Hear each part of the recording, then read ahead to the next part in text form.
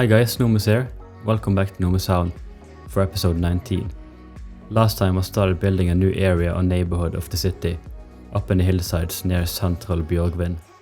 The area got its own train station with some metro lines terminating below, and this will be part of a suburban train network, which I will expand as the series goes on. The area was mostly residential, with some tough terrain to build on. I also started out fleshing out a national park above the neighbourhood, which covers the mountain above, and I will actually continue on this today towards the end of the episode. In today's video there will be 3 main parts. I'll be building a hill cemetery, expanding some more residential around the area from last time, transitioning into low density some places, and as well I will flesh out more of the mountain national park. First off is a cemetery, and I want to make this a quite large one. It's not going to be anything special with chapels or mausoleums or anything like that, but the main feature is that the whole thing is being built on a slope. I figured out that the cemetery asset I have used everywhere conforms very well to the terrain, so since this part of the city is quite hilly, it's perfect to fill out some awkward spaces with the cemetery. It will just be a simple gravel road and some paths running through it, with benches and such. And of course a lot of trees to finish it off, with some stone walls to border off the cemetery along the bike paths and roads.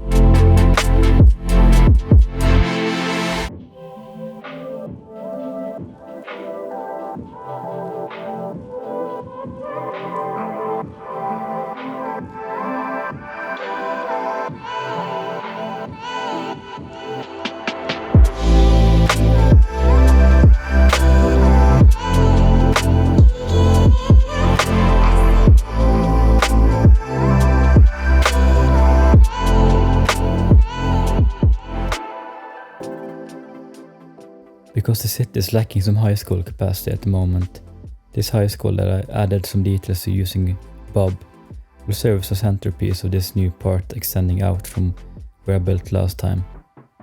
All of it is on a long slope, and I want to take advantage of that to make some visual interest. I'll add some organic networks of pedestrian streets, and first off just place in a lot of different medium density buildings, really just a variety of what I've already used around here. After getting in all the buildings comes the challenge of detailing it all up. Because of the terrain, this is gonna look pretty terrible at first with the roads and buildings pushing it up all over the place.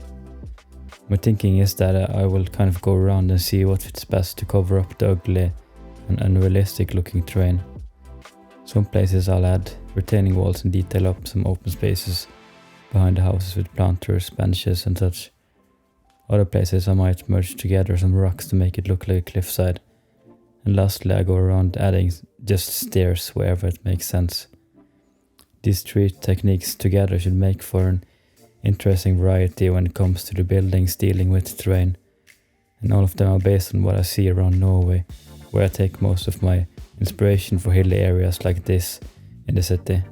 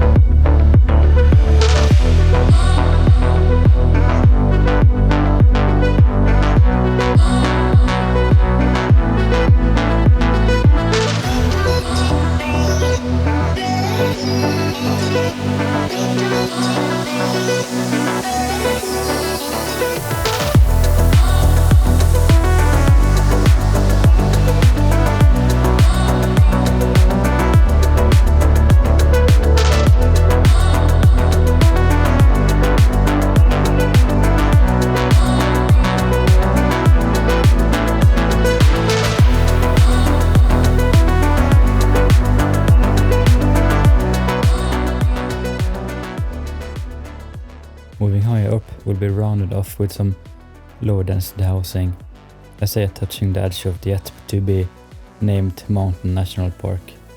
There's some winding roads with a variety of wooden houses and covered up with a lot of trees. To the side of this hill is a more or less flat area where I'll add some more houses down a single road and mix in some Green Cities houses for a more modern touch. We'll pretty much run until the terrain starts coming up from there.